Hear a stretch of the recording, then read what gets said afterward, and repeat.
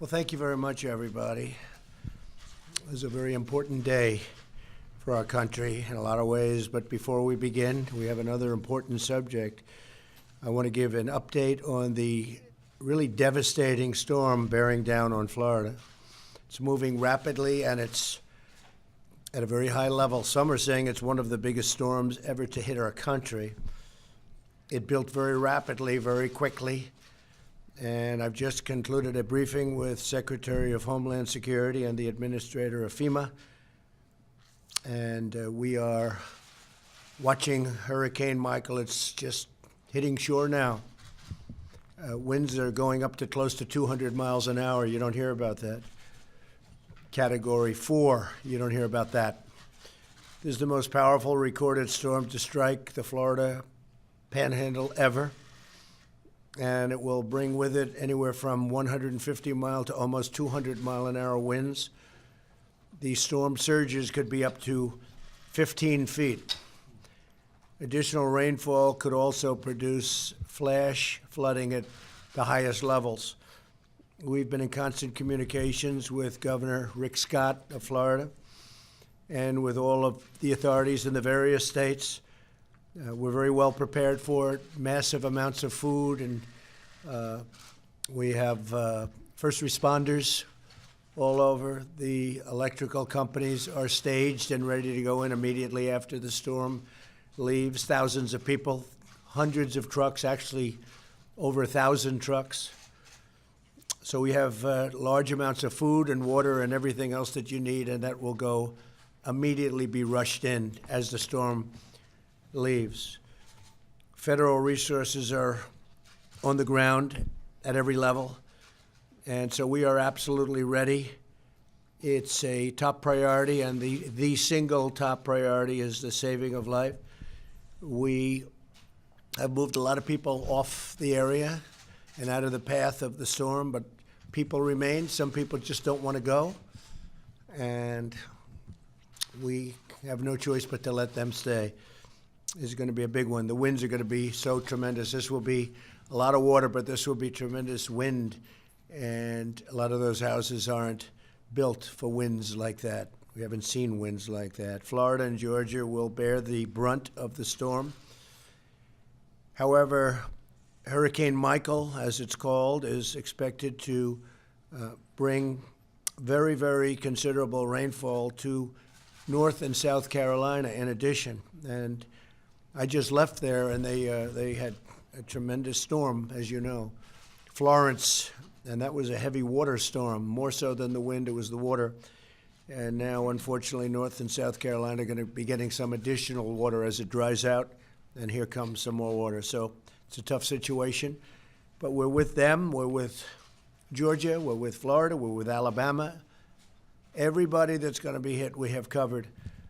And I just say, God bless everyone, because it's going to be a rough one. It's going to be a very dangerous one.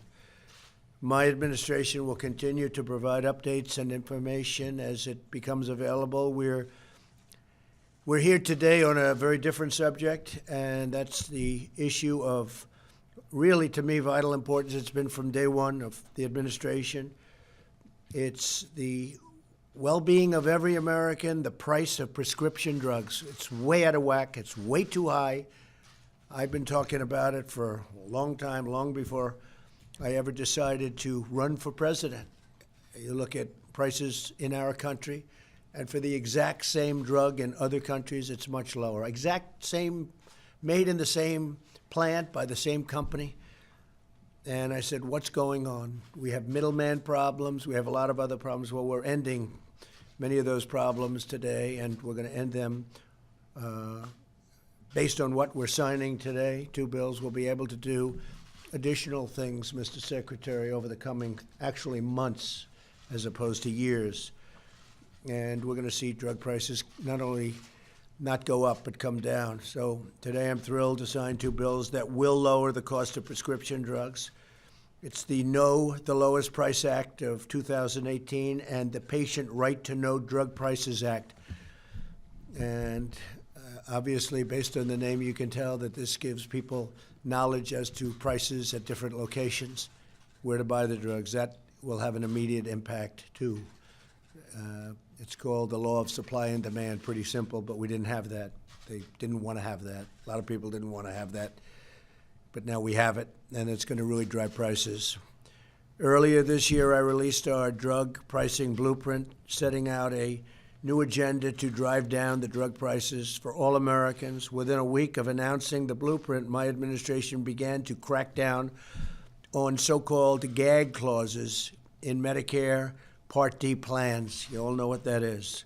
These clauses prevent pharmacists from telling patients about more affordable options for prescription drugs. Today, Congress is building on my administration's actions with legislation, very strong legislation, to completely end these unjust gag clauses once and for all. Our great citizens deserve to know the lowest price available at our pharmacies, and now that is what they will be getting. They'll be able to see pricing, they'll be able to see where they should go, and as they start leaving certain pharmacies, those pharmacies will be dropping their prices. I'd like to thank Senator Susan Collins for her incredible leadership on this legislation, and I haven't seen you in a few days. I want to also thank you for some of the most beautiful words. It was incredible, admired by everybody. Thank you, Susan. Really amazing. Thank you very much. And I'd also like to recognize Senator Lamar Alexander, my friend, Senator Bill Cassidy, my friend, Senator Debbie Stabenow, who I don't know, but someday she'll be a friend, and somebody that's really worked hard. I've heard this for a long time, Representative Buddy Carter. Really worked. Thank you, Buddy. Also, of course, I'd like to thank Secretary of Health and Human Services, Alex Azar, extraordinary person. And he knows the industry better than anybody because he was very successful in the industry.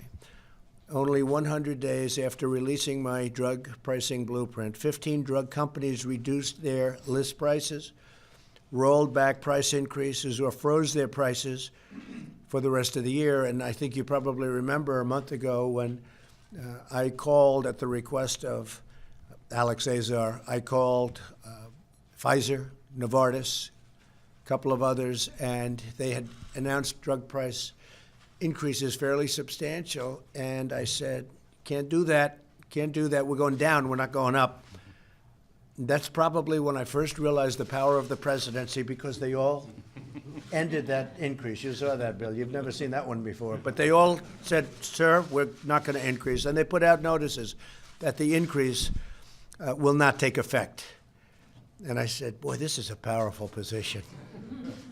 But it was really at the behest of the secretary, and we've kept him down, but we're now going to watch him go actually down.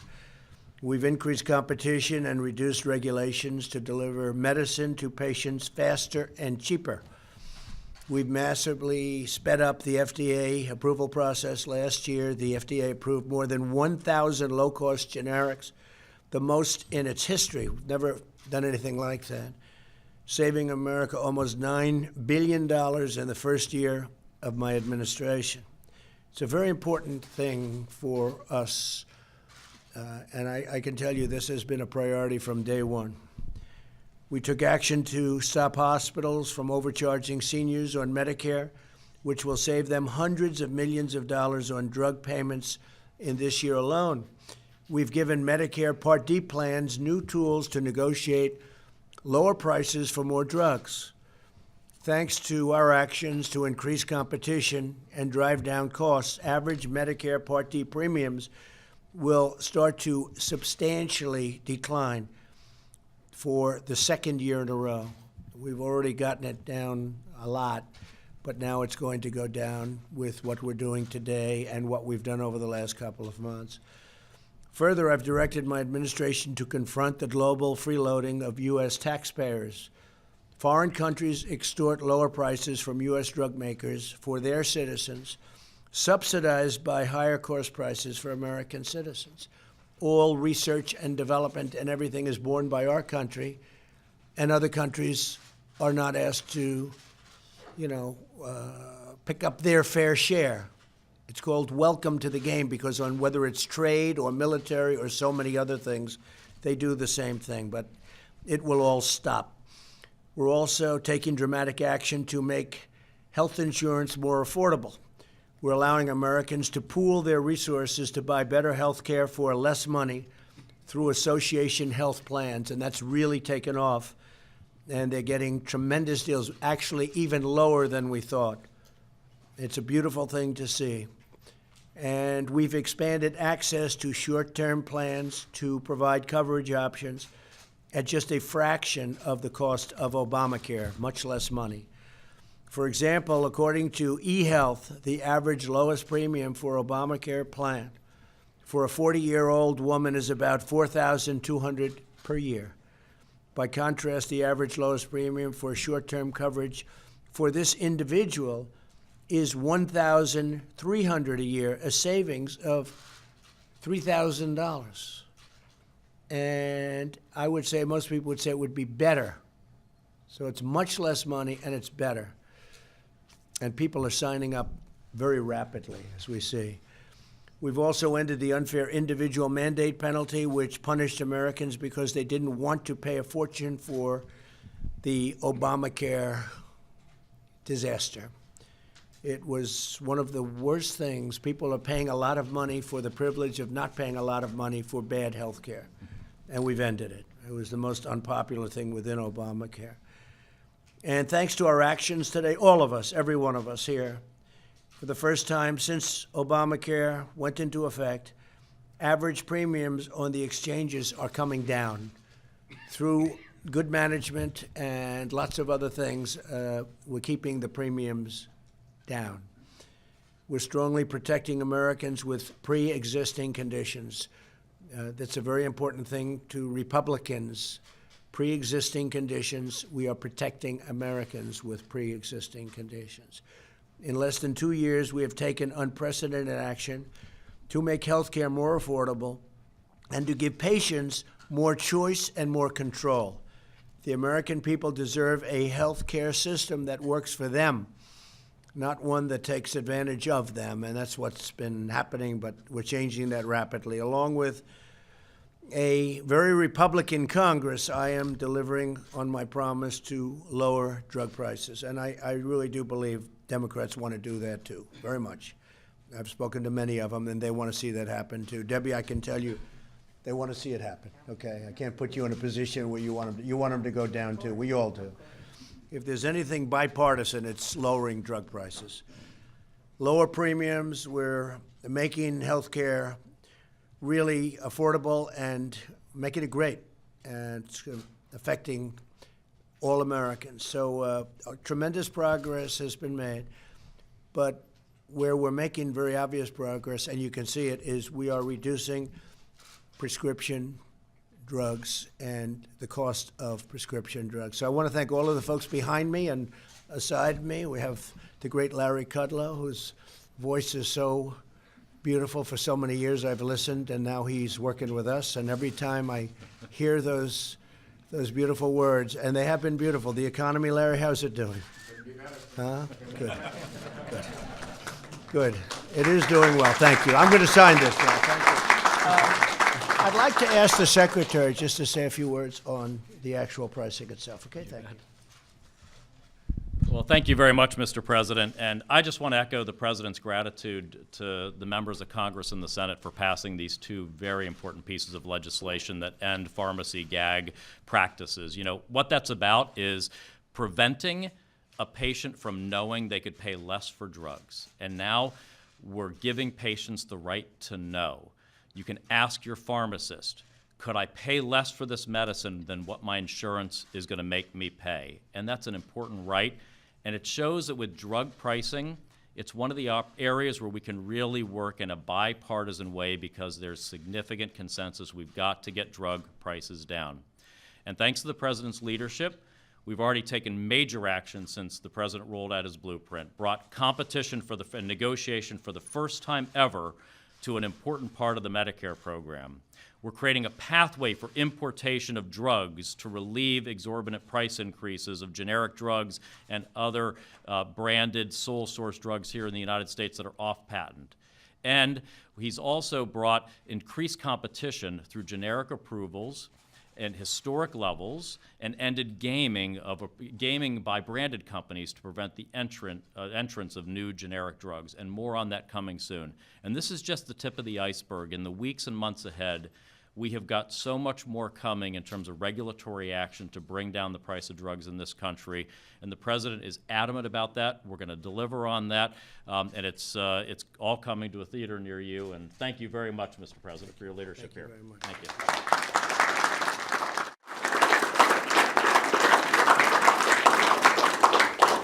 Thank you very much. It's been long in the making.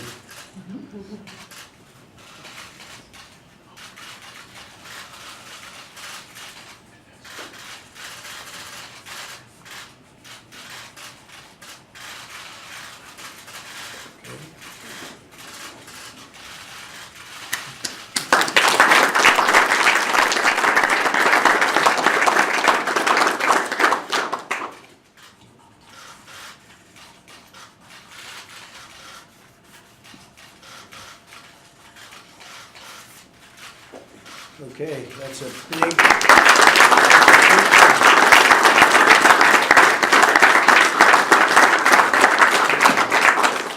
President, given the gravity of the storm, do you think it's appropriate to go on a campaign trip tonight, sir? Well, I hear they have thousands of people lined up, and so we are in a little bit of a quagmire.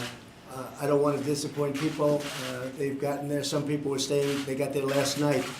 I believe it starts at about 7 o'clock. Going to Pennsylvania, so we'll probably go, because what are you going to do, tell thousands of people that have been waiting there all night that we're not coming? That's not fair either. So it's a very, but we have it's a very difficult situation, actually. We have our people ready. We are really ready in Florida, and frankly, Georgia, Alabama, North Carolina, South Carolina. We're very ready, and I think it'll be just fine, but I can't tell thousands of people that have been waiting, some of whom got there literally last night, in order to be and get into an arena at 7 o'clock. It's hard to tell them, by the way, you've been waiting all day, go home. That's not nice either. I'm going to give some pens out. Come on over here, Carter.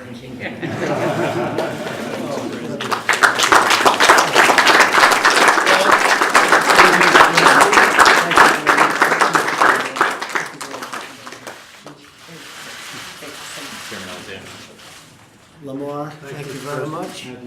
And we have a few, come on over here, Mr. Secretary. Who's back here? He deserves it, huh?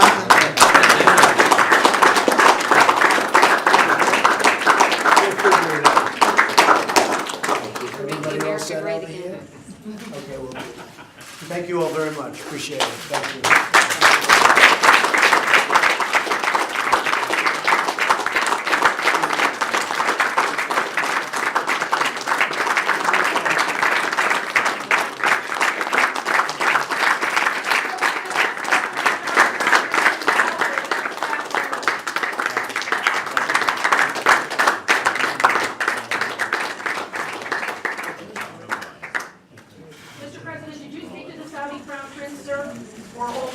We're going to have a comment on that very soon, and we are very disappointed to see what's going on. We don't like it at all, and we're going to get to the bottom of it. Thank you very much.